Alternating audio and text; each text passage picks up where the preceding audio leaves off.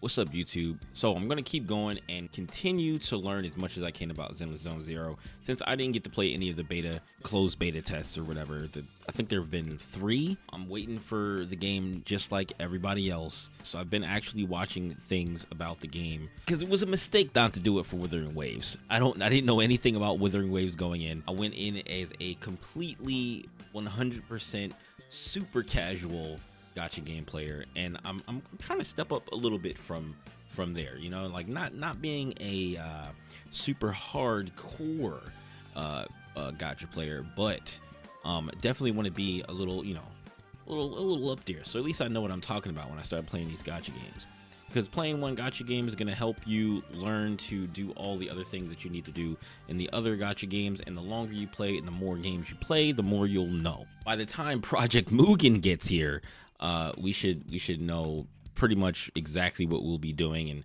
how to farm our artifacts, how to you know, build our characters out, when to level up, how to build teams, and whatever. I don't even know what Project Mugen is going to be.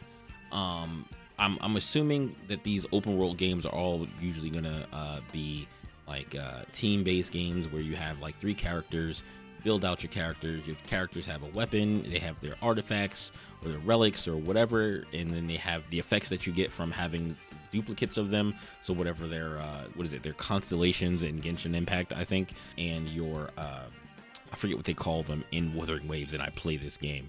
But basically, when you C1, C2, C3, you know, a character, you get a copy of them, and it gives them an extra ability on top of that character.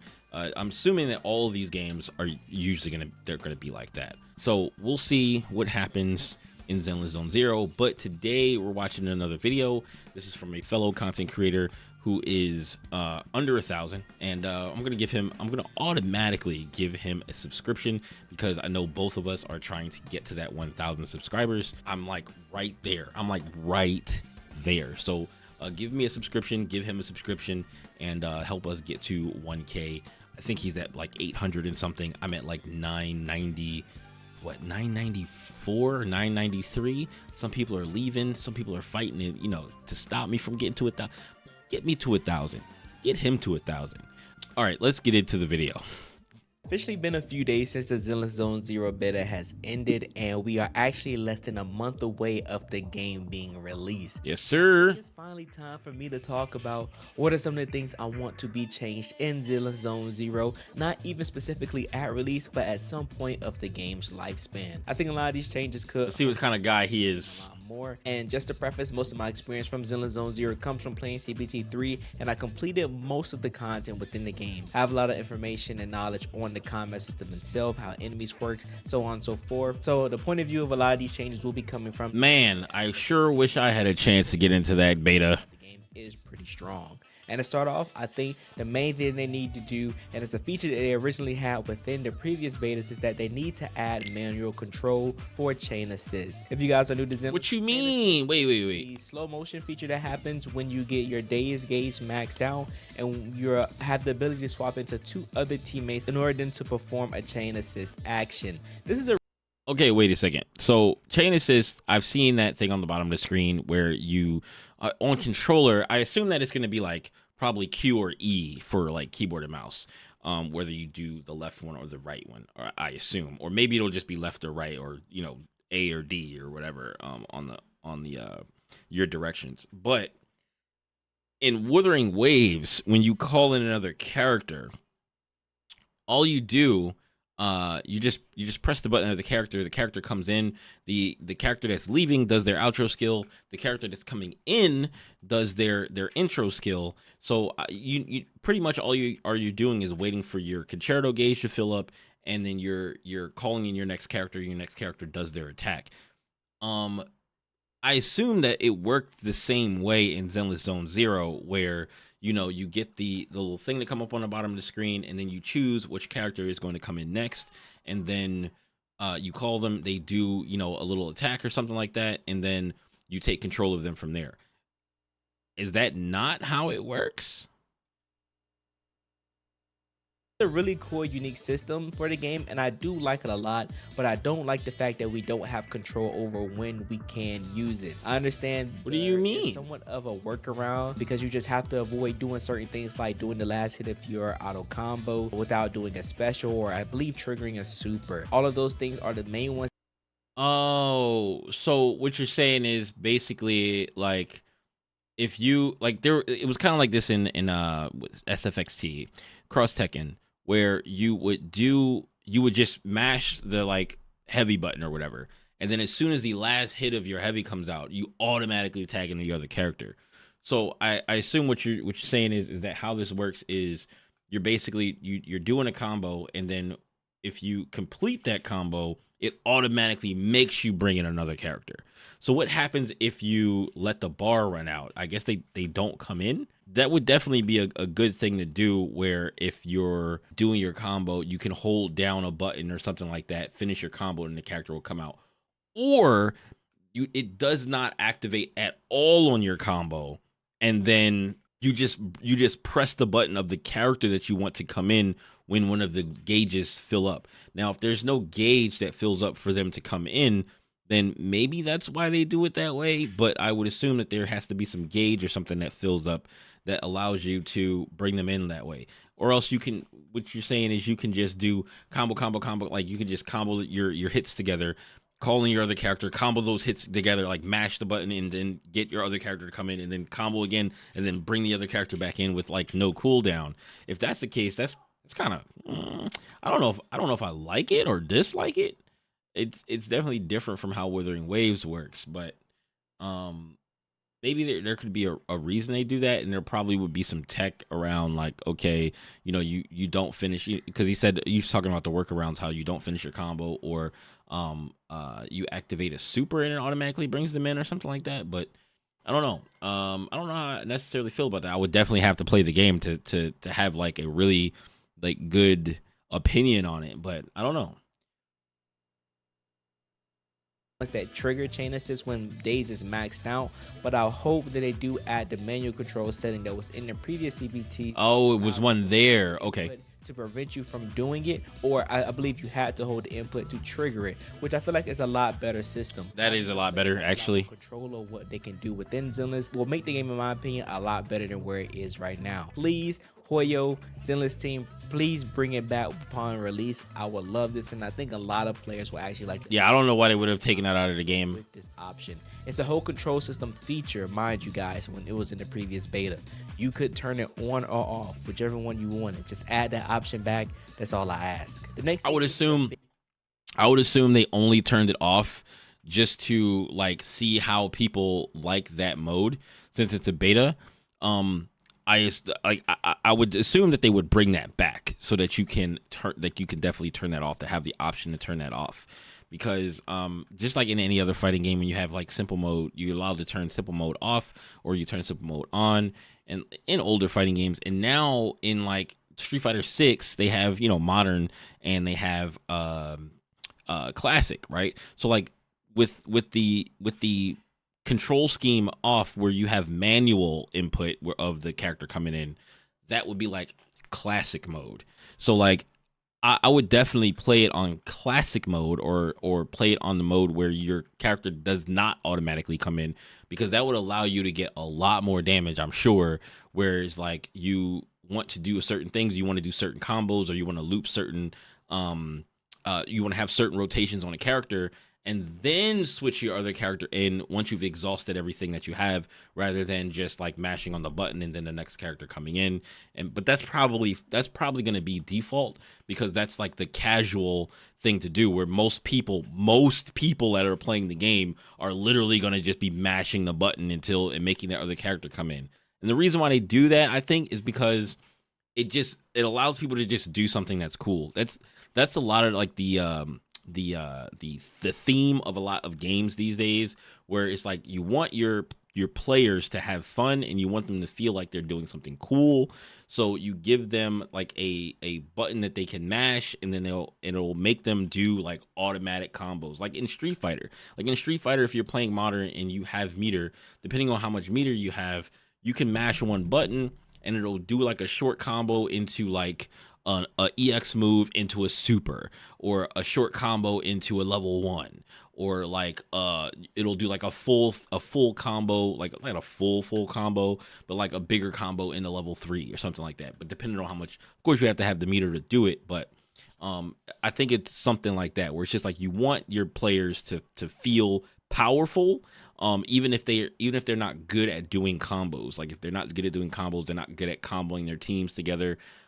You can just have them mash on the button and then select another character to come in, and then they mash on the button.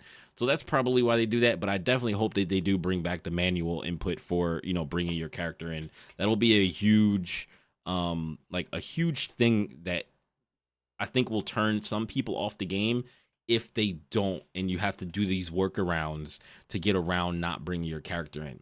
It'll like work itself into the meta, I'm sure, if they don't change it, where you have to do all these like specific type of combos, and then to not switch, maybe like dash canceling the second to last hit with like a dash or something into another rotation of something else, and then using an ability or something like that.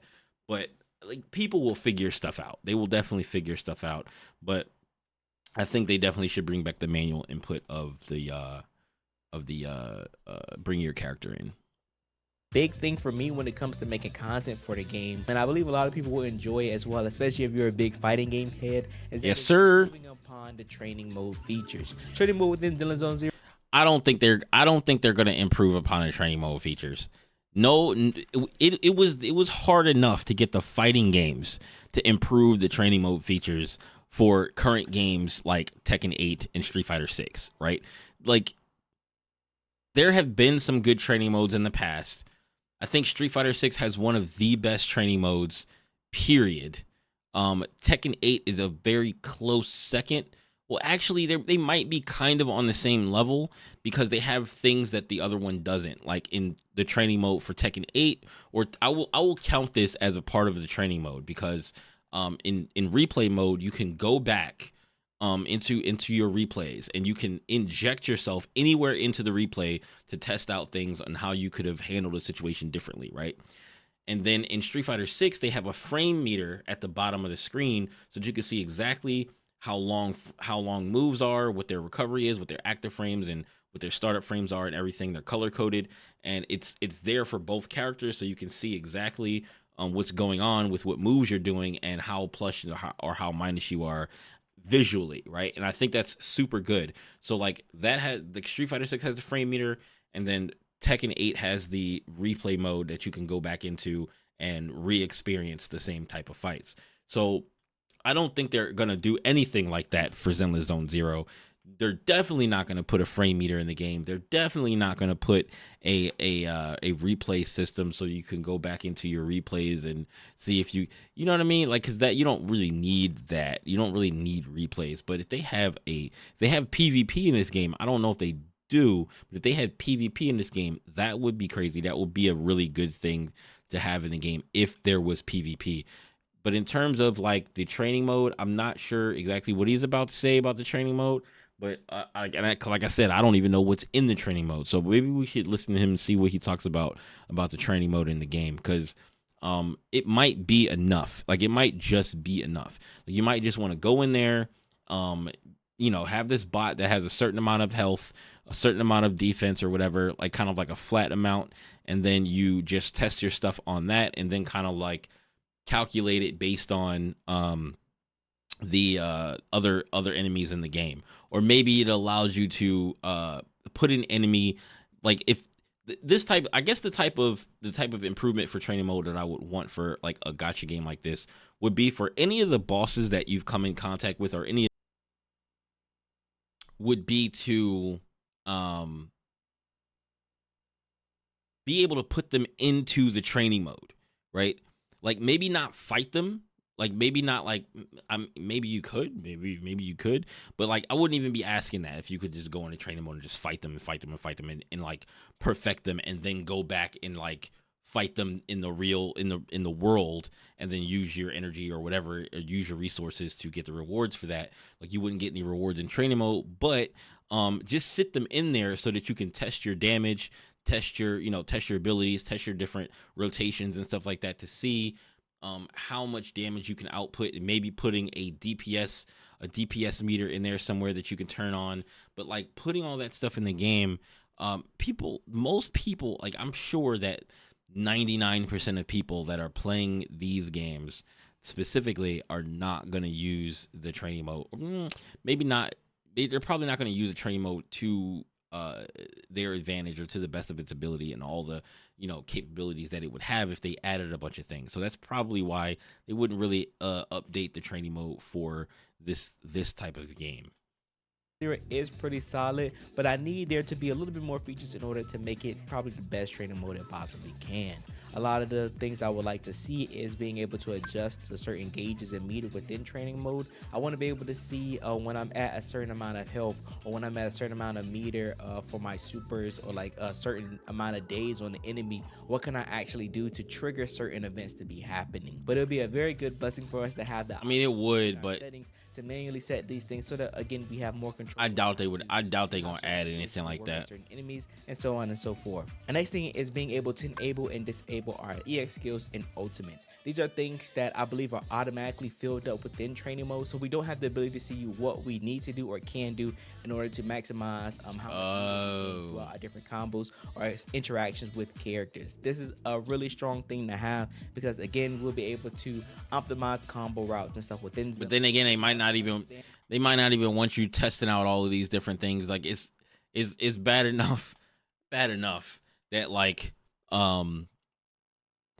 people theory craft and people do all this stuff and break the game down and try to like min max and all that kind of stuff.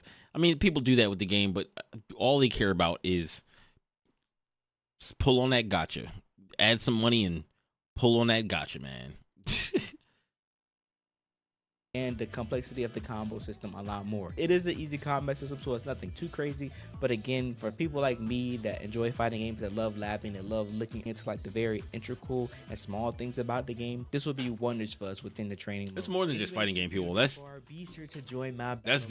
gotcha game players too. Theory crafters and all that. Of Zone Zero, and all you have to theory crafters would love it. Subscribe to the channel and comment down below what are some changes you would like to see in Zone Zero, or if you agree with any of the changes I provided in the video. I mean, I can't even tell you what the changes are, what I want because co-op currently I ain't played it. Under reckless challenges, so this is the only time we're able to play with friends. I believe co-op should be implemented and a lot more other features within the game will have co-op specific content for us to play so that we can do with friends. Co-op is a pretty cool feature within gacha games, but a lot of times they aren't pushed or implemented in other things that make them a lot more interesting.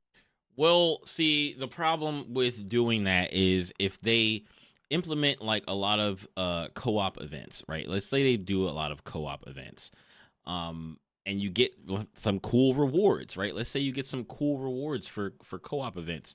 The problem is that the people that don't have friends to play the co-op event with, or don't want to play co-op with other people, are going to miss out on those rewards. And I guess it's say like, all right, well, tough luck. But I think they want everybody to have like an equal chance at getting all the different things that the game offers. So when you do co-op events that give out certain things, and it's like, I guess, getting these extra rewards, it would make some people upset, and they don't want to make anybody upset, right? So they're going to try to not make anybody upset, and they're going to try to do their best to please as many people as they can. So if they can leave out things that will make people upset, they'll probably would do that, because I could see people complaining about it. I can definitely see people complaining that they don't have anybody to do the co-op event with, or that they are a little bit weaker, and or maybe like they can't they want to be able to do it themselves. Like, even if they have co-op event stuff, it should be beatable without having to play co-op, because it should be easier for you to do it if you have a co-op partner, but you should be able to at least attempt it and try to solo it, even though it's made for a co-op event, right? Like that way, that if you can out level it, or you can out gear it, or out damage it or whatever, then people would do this. Like some of the hardcore players would probably do it for fun, soloing the co-op content, if they did put it in the game. So like that's the way I guess I would want to see it. That if they did put co-op events and they had a lot of co-op events, then people would play them, but there are definitely going to be some people that are mad that it exists. But the thing is, man, like I can't even speak on a whole lot of different gotcha content event stuff. I don't really have that much knowledge of it because I don't I don't I have never played a gotcha game this much. So like now since I'm starting on Wuthering Waves and like actually really getting into Wuthering Waves, and trying to actually get my level up, get my characters geared and all that kind of stuff, I'm starting to learn a little bit more about how these games flow. So like after I've played, for a few months, I'll probably have a better understanding of how things go, especially after playing Wuthering Waves and playing Zenless Zone Zero.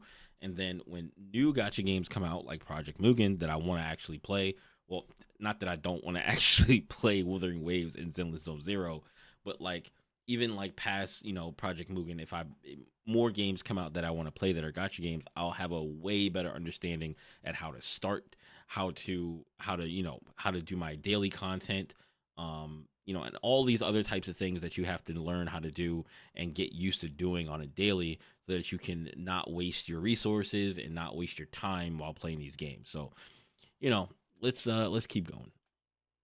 Normally really bare bones, and currently this is where the co-op sits within Zenless. I hope they just don't sit it and leave it here, because there's a lot more they can do with it. And currently it is pretty easy to do co-op within Zenless because the bosses aren't able to control or fight against multiple characters or multiple players at once. So we need to have other things to be added within it as well, such as like adding maybe multiple boss so they can fight one player at a time, or having big hordes of enemy that comes in. Yeah. I think hordes and waves would be cool. A bit more difficult. That would actually be pretty cool with Zenless to see, and I hope the servers will be able to handle that. But having something or more options with the co-op feature would just be a very. I think another thing for co-op would be another good thing for co-op would be having some type of co-op specific.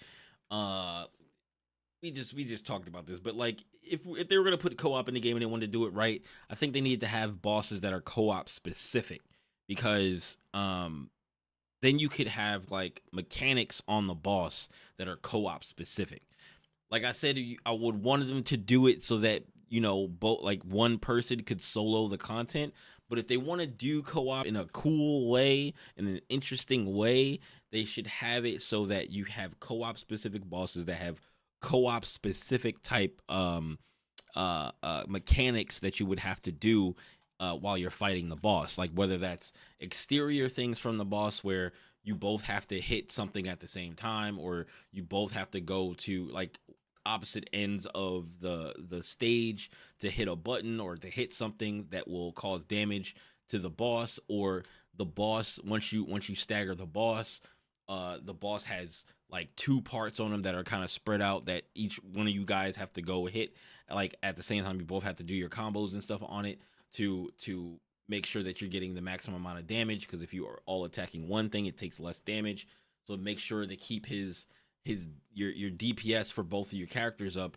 You both have to be attacking these two separate spots. Like I think they have to think outside of the box. They shouldn't just put in a random boss and be like, hey, fight this guy as these two people, or do co-op and fight this, beat it, and you're good to go. They have to make it interesting. If they're going to do co-op, I feel like they should figure out how to make it interesting before they release, so that people don't just not play it and it's not fun when you do play it. Because if you make sure that it's fun when you play co-op, more people will just play the co-op bosses and get in there and do the co-op content.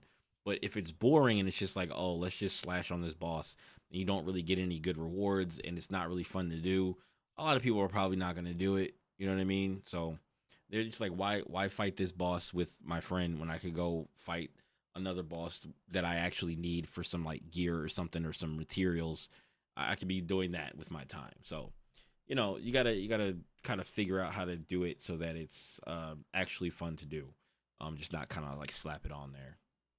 very big thing and something that I believe a lot of players will appreciate because there'll be more things to do to play with friends. Also, add the feature to be able to invite friends. Currently, there is only a matchmaking system within co-op. We aren't able to invite friends. There has to be a way to invite friends. Be able to add an invite. There has to for be the game upon because you can or somewhat within the future, pretty early within the game's life.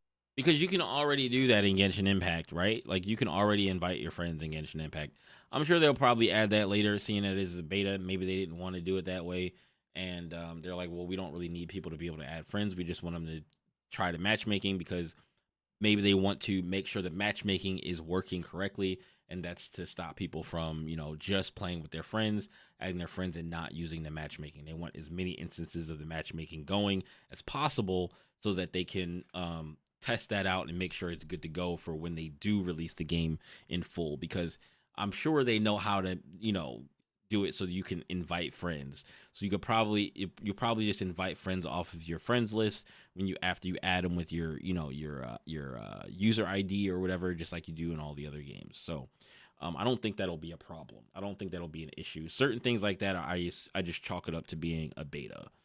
Life so that we can have fun playing Zone Zero with our friends. Next up, which is probably one of the most important things on this list, and I probably don't expect it to come on day one of release, but I do hope this is something they progressively work towards within year one of Zenless, and that is making enemy mobs stronger. I think the shine for Zenless is not through the difficulty of the combos within the game, but more so how you interact with enemies in the world. I think this is something that Wuthering Waves does great, where the combat has its depth to it, but I think most people that play Wuthering aren't really doing any of the crazy stuff in it. But one of the things that really gets everybody engaged and interacting with the combat system is how the enemies react to the players, and I need something. I don't think the enemies really react to the players in Wuthering Waves. Maybe I'm not seeing it, but like if you're talking about the bosses and stuff like that, the bosses don't really react to the players unless they do in the what is it, the not the echoes, what the hell is the thing called, because I haven't done them yet, the holograms. Like maybe they do it in the holograms, but pretty much when I fight a boss, when I'm fighting bosses and stuff, when I'm fighting enemies in the game, the enemies don't really react to what I'm doing. They're just doing their thing and aiming at my direction. Maybe they move a lot more, maybe they do a lot more, maybe they have a lot of maybe they have bigger bigger spreads, AoE damage. I don't know, maybe they just fight harder and fight more than some of the enemies in Zenless.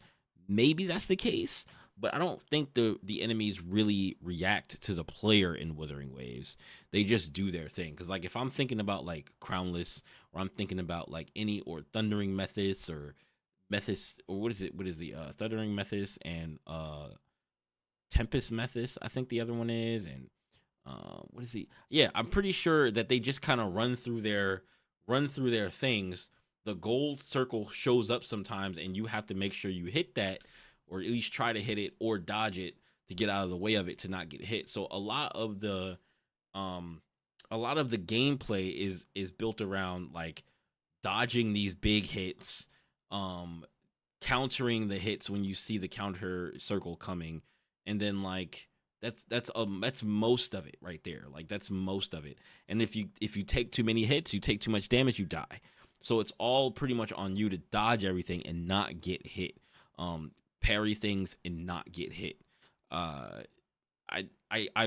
only thing, if they don't feel as hard as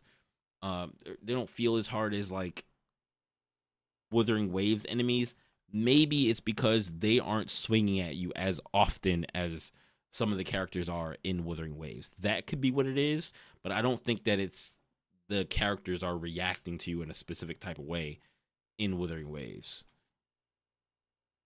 For that to be implemented a bit more for Zenless, because at the current moment the only enemies that truly provide that are a lot of the stronger bosses towards end game, which is fine, but I just want a little more. I think they should do something pretty similar to how they are with end game with Honkai Star, which they've already started implementing with Zenless Zone Zero through Shiro Defense, but providing in-game content for players who want that difficulty, who want that hardcore element of the game.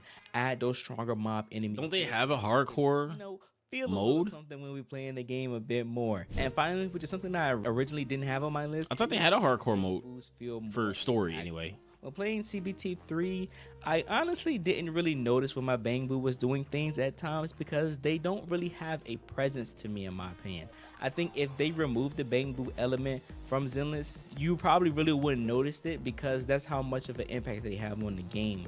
So this is the thing. Are Bang Boos, are they supposed to be like echoes? Because I don't know. Like they said they're your partner, right? They're like a partner that you have to pull for that you can't buy the pulls for. And I would assume that they get, like, if the Bang Boos gave you some type of bonus to your abilities or bonus to your stats, right? Like it should do that. Or they did certain things when certain things happen, like they would buff you or they would heal you or some stuff like that, right? Like I would assume that's what the Bang Boos were for, but I don't really know much about the Bang Boos because because I haven't played the game, but from what I've seen, that they're supposed to be like your partners. They attack stuff. I'm hoping that there's more to them. Like part of me hopes that there's more to them than that, and part of me hopes that there's not a lot to them for a reason, because they don't make the money, right? So when you're pulling on the gotcha for it, it's like maybe they won't be that big of a deal, and you won't have to worry about pulling on this banner, trying to get these very specific or rare Bang Boos.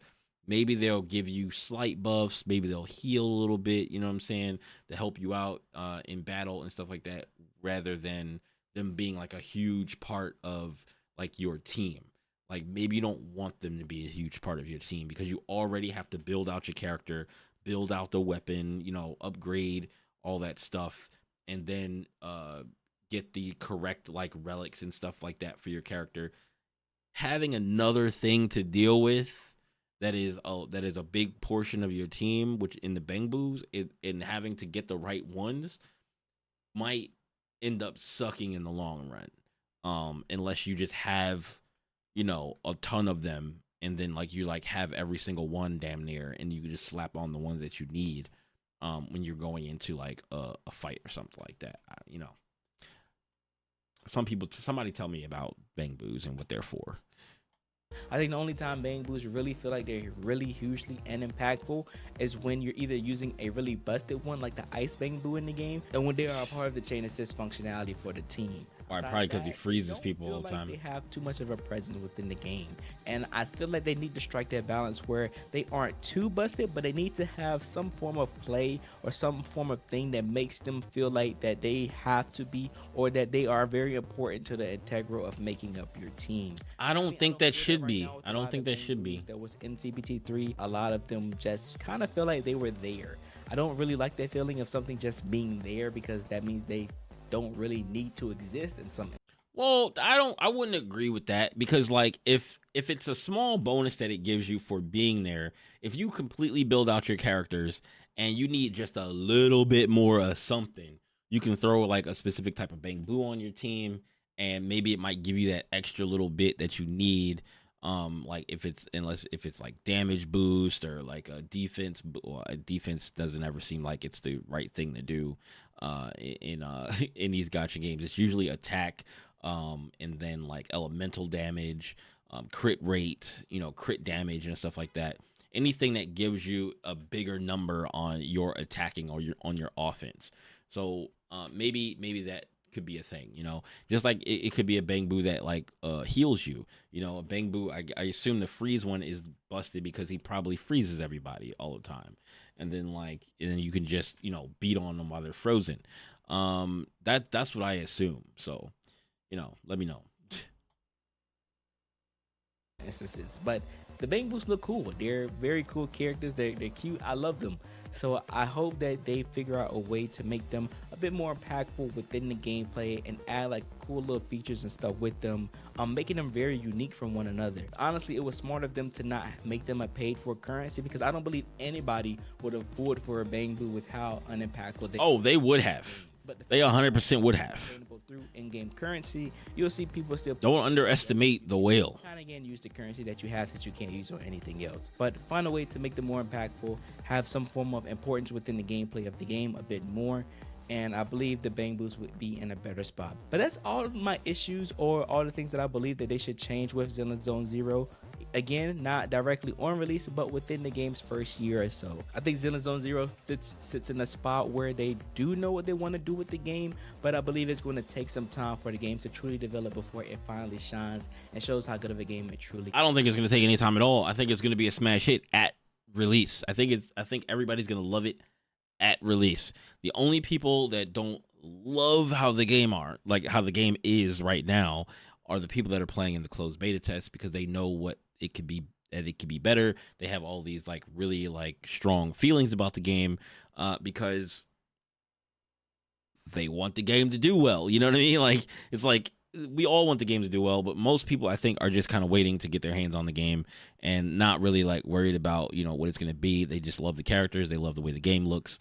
All these different types of things, right? And I think like most casual players don't care about all of the different things that the hardcore quote unquote players and the content creators and all that kind of stuff really love about the game or want the game to be in the future.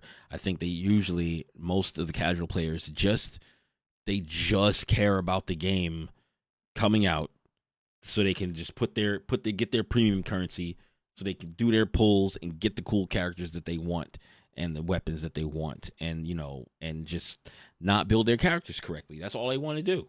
Very important game to me, and I'm very excited to play it because I love the world within it. So whatever I can do to provide my feedback in order to make it a better game, I'll do that, and I'll continue to do that throughout the game's life. But I hope you guys did enjoy this video. Remember to leave a like and subscribe to the channel if you are new. And Definitely. What are some changes that you would like Send to see my man a subscription here. The CPT. And a so like. maybe you've seen some gameplay and stuff, and you have a pretty solid idea of what you would like to see within the game. Comment all your answers down below. I would love to hear you guys' feedback. I appreciate all you guys' support. And remember to believe in you that believes in yourself. I'll see you guys in the next one. All right, man. Peace.